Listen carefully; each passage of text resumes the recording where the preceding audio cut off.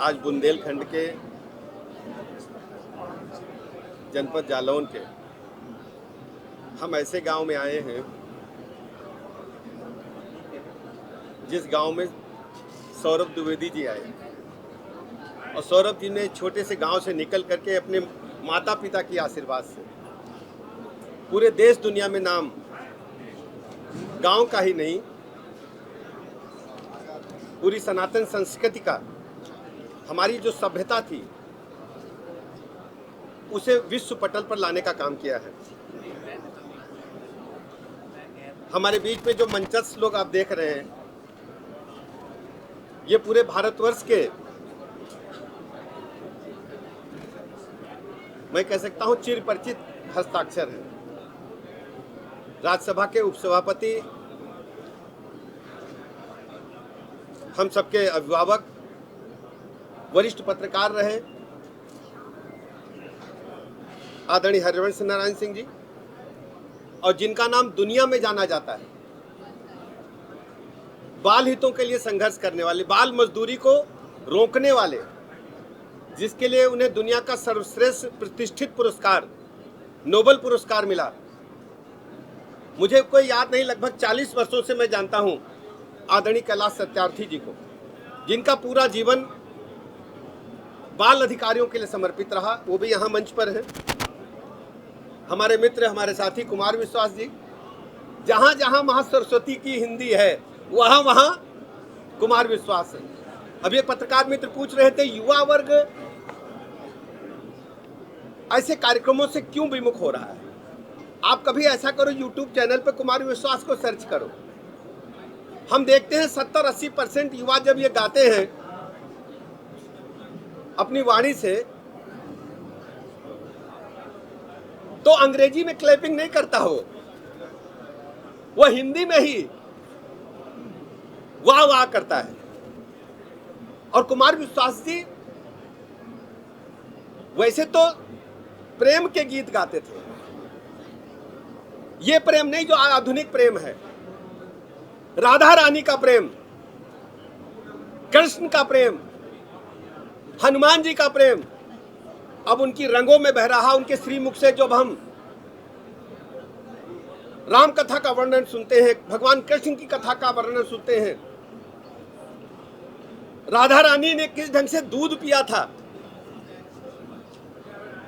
तो उन्होंने छाले महसूस किए थे गर्म दूध के, उसका वर्णन जब सुनते हैं तो मेरा मन हर युवा का आंदोलित होता है अपनी सनातन संस्कृति के प्रति। उसका प्रमाण है कि गोवा में लोग 31 दिसंबर को जितने जुटते हैं उसके 4 गुने लोग अयोध्या धाम में और काशी विश्वनाथ में आते हैं। हमारे साथ जस्टिस साहब भी हैं, मंचस्थ हमारे संत महात्मा भी हैं।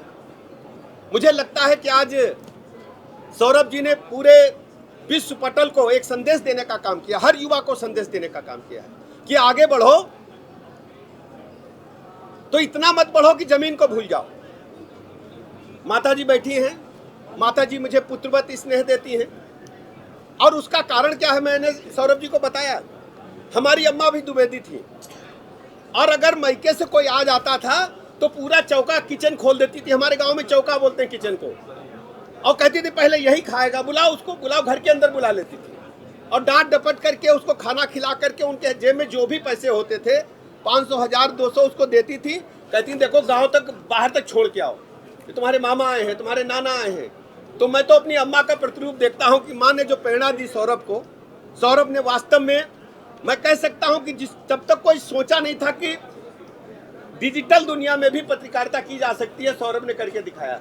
और सौरभ केवल ये न समझो कि गांव के लोग देहाती कपड़े पहनते हैं, सौरभ भी स्टार है। मुंबई में जो कपड़े पहने जाते हैं, सौरभ ने कुर्ता जब कल पहना, कल वाला कुर्ता मैं देख रहा था, अद्भुत था ना, आप लोगों ने आनंद लिया होगा। ऐसा कुर्ता तो यहाँ पहनो नहीं जाती है, पहनो जाती यहाँ तो साधारण कुर्ता, सौरभ ने कुर्ते में भी डिजाइन बनाया है।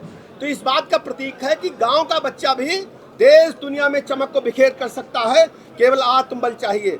सौरभ जी, आपने युवाओं को जो आत्मबल दिया है और यहाँ के लोगों को जो आत्मबल दिया है, देश के लोगों को आत्मबल दिया, हर युवा को, हर बड़े आदमी को जो नामचीन हो गया है, दुनिया में कहीं जाए लेकिन अपने गांव को न भूले, गांव में ऐसे पुस्तकालय की स्थापना करे कि आसपास के बुंदेलखंड के लोग आकर के यहाँ अध्ययन करें। हमारी माँ बेटी ये कहें कि जाओ सौरभ जी के पुस्तकालय में और IAS IPS बनो, कवि बनो और पंडित चंद्रशेखर आजाद भी बनो। वैसे चलन चल गया है।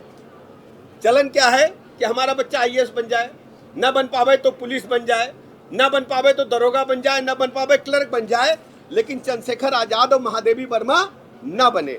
तो हम तो ये कहेंगे यहाँ पढ़ करके लोग चंद्रशेखर आजाद बने, पूज्य रानी लक्ष्मीबाई बने और महादेवी वर्मा और मुंशी प्रेमचंद भी बने। मुझे पूरी उम्मीद है इस पुस्तकालय के बनने से बुंदेलखंड के युवाओं में नई चेतना जगेगी और सौरभ जी के तरह ढेर सारे लोग पूरे देश के अंदर प्रेरणा लेकर ऐसे पुस्तकालयों की स्थापना के लिए आगे बढ़ेंगे। मैं इस कार्यक्रम के सफल आयोजन के लिए सौरभ जी को बहुत बहुत बधाइयाँ देता हूँ और मंचस्थ अपने सभी शीर्षस्थ लोगों का प्रणाम करता हूँ, अभिनंदन करता हूँ कि आप सब ने आकर इस कार्यक्रम को सफल बनाने का काम किया। बहुत बहुत धन्यवाद।